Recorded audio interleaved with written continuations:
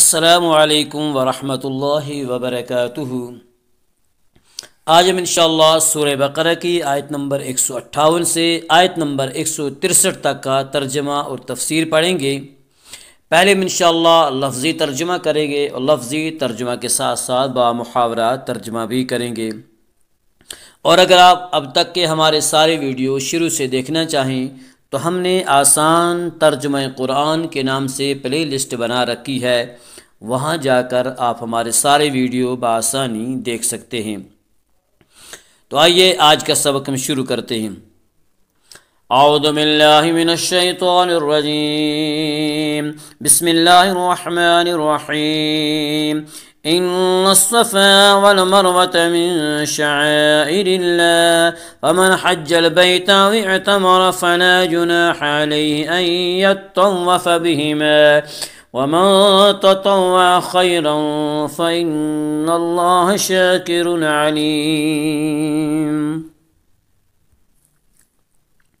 ان بے شک الصفا صفا والمروة اور مروہ من سے شعائر نشانات اللہ فمن پس جو حج کرے البیت خانہ کعبہ او یا اعتمر عمرہ کرے فلا جناح نہیں ہے کوئی حرج علیہ اس پر ان کی یطوف وہ طواف کرے بہما ان دونوں ومن اور جو تطوع خوشی سے کرے خیرن کوئی نیکی فإن اللہ بے شک اللہ تعالی شاکر قدردان علیم جاننے والا۔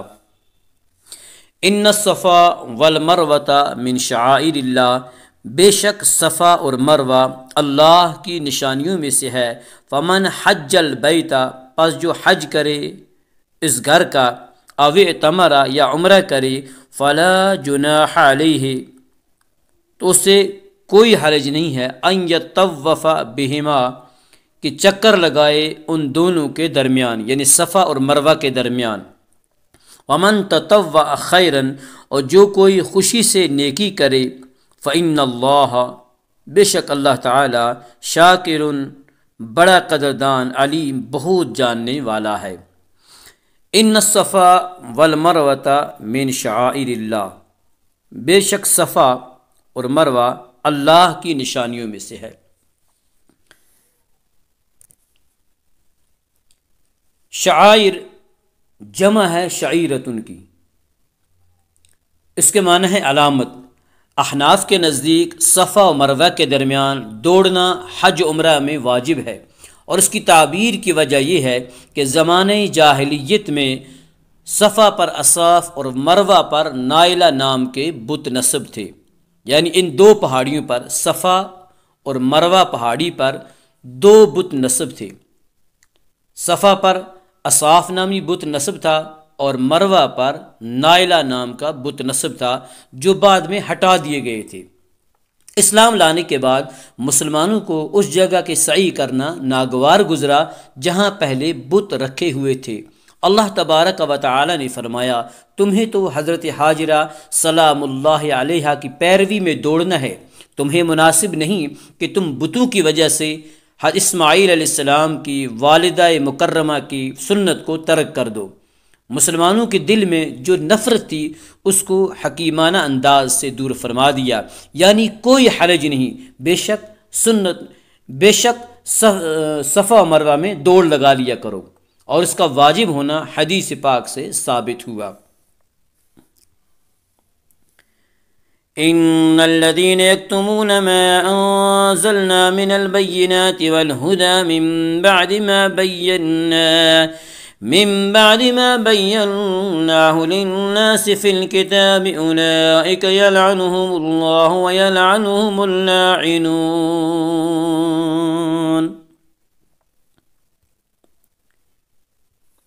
ان بے شک الذین جو لوگ یکتمون چھپاتے ہیں ما جو انزلنا ہم نے نازل کیا من سے البینات کھلی نشانیاں، والہدا اور ہدایت، من بعد اس کے بعد، ما بیناہ ہم نے واضح کر دیا، للناس لوگوں کے لیے، فی میں الکتاب کتاب، اولئک یہی لوگ، یلعنہم لعنت کرتا ہے انہیں، اللہ ویلعنہم اور لعنت کرتے ہیں انہیں اللاعنون لعنت کرنے والے۔ ان الذین یکتمون بے شک جو لوگ چھپاتے ہیں، ما انزلنا ان چیزوں کو جو ہم نے نازل کی، من البینات والہدا روشن دلیلوں اور ہدایت سے،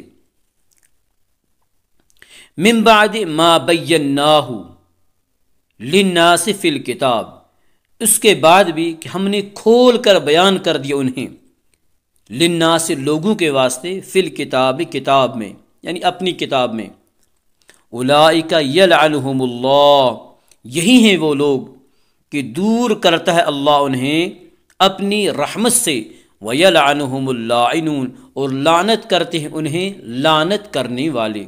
ان الذین یکتمون ما انزلنا بے شک جو لوگ چھپاتے ہیں جو کچھ ان چیزوں کو جو نازل کی ہم نے، من البینات والہدا روشن دلیلوں اور ہدایت میں سے۔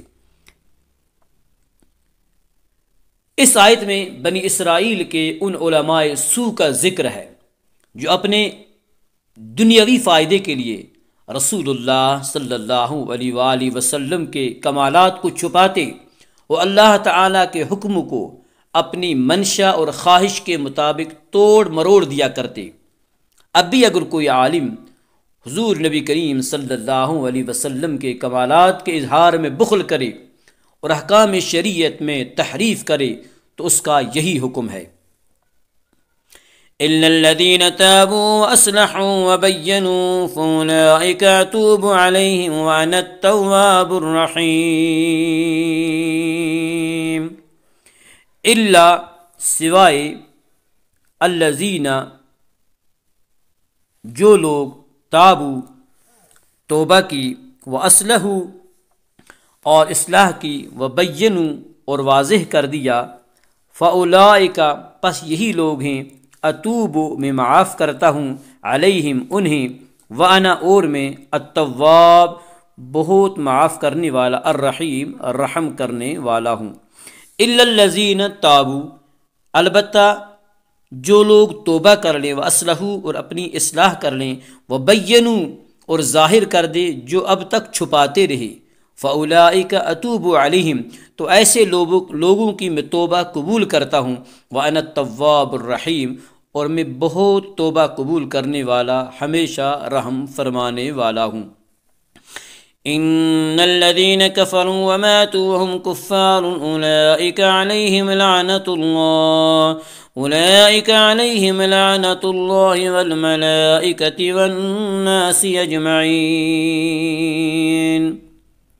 ان بے شک الذین جو لوگ کفروا کفر کیا، کافر ہوئے، وماتوا اور مر گئے، وہم اور وہ، کفار کافر، اولئک یہی لوگ، علیہم ان پر، لعنت اللہ اللہ کی لعنت، والملائکۃ اور فرشتے، والناس اور لوگ، اجمعین تمام۔ ان الذین کفروا وماتوا بے شک جن لوگوں نے کفر اختیار کیا، وماتوا وہم کفار اور مر گئے اس حال پر کہ وہ کافر تھے، اولئک علیہم لعنت اللہ یہی وہ لوگ ہیں جن پر اللہ کی لعنت ہے، والملائکۃ اور فرشتوں کی لعنت ہے، والناس اجمعین اور سب لوگوں کی لعنت ہے۔ خالدین فیہا لا یخفف عنہم العذاب ولا هم ینظرون۔ خالدین ہمیشہ رہیں گے، فیہا اس میں، لا نہیں، یخفف ہلکا ہوگا، عنہم ان سے، العذاب عذاب، ولا اور نہ، ہم وہ انہیں، ینظرون مہلت دی جائے گی۔ خالدین فیہا وہ ہمیشہ اسی پھٹکار میں رہیں گے، یعنی اسی لعنت میں وہ ہمیشہ رہیں گے۔ لا یخفف عنہم العذاب، نہ ہلکا کیا جائے گا ان سے عذاب، ولا ہم ینظرون، اور نہ انہیں مہلت دی جائے گی۔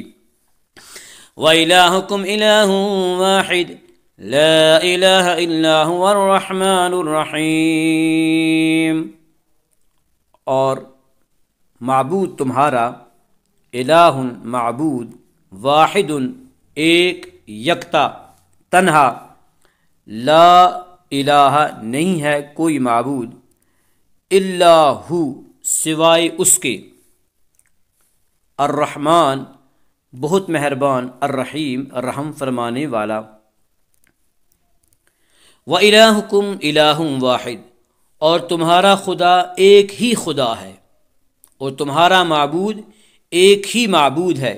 لا الہ الا ہو، نہیں ہے کوئی خدا، نہیں ہے کوئی معبود، الا ہو سوائے اس کے، الرحمن الرحیم بہت ہی مہربان، سب پر مہربان، الرحیم سب پر رحم کرنے والا، ہمیشہ رحم کرنے والا۔ وَإِلَٰهُكُمْ إِلَٰهٌ وَاحِدٌ، اور تمہارا معبود، تمہارا خدا ایک ہی خدا ہے۔ یہ آیت قرآن کریم کی عظیم ترین آیتوں میں سے ایک ہے۔ اس کے پہلے ٹکڑے میں توحید کا ثبوت ہے، وَإِلَٰهُكُمْ إِلَٰهٌ وَاحِدٌ، اور تمہارا معبود ایک ہی معبود ہے، تمہارا خدا ایک ہی خدا ہے، تو یہ توحید کا ثبوت ہے۔ اور دوسرے حصے میں شرک کی نفی ہے، لا الہ الا ہو، نہیں ہے کوئی معبود، نہیں ہے کوئی خدا سوائے اس کے، هو الرحمن الرحیم۔ اور تیسرے میں دونوں کی دلیل ہے، یعنی جب اسی کی وسیع رحمت پر تمہارے وجود، تمہاری بقا اور نشو و نما اور تمہارے آرام و راحت کا دار و مدار ہے، تو اس کے علاوہ اور کون ہے جو الہ یا معبود بننے کا حقدار ہو۔ اللہم اجعل القرآن ربیع قلوبنا ونور صدورنا وجلاء احزاننا وذہاب ہمومنا وغمومنا، رب اغفر وارحم وانت خیر الراحمین، وصلی اللہ وسلم علی حبیبنا ونور قلوبنا محمد صلی اللہ علیہ وسلم وعلی آلہ واصحابہ اجمعین۔ السلام علیکم ورحمۃ اللہ وبرکاتہ۔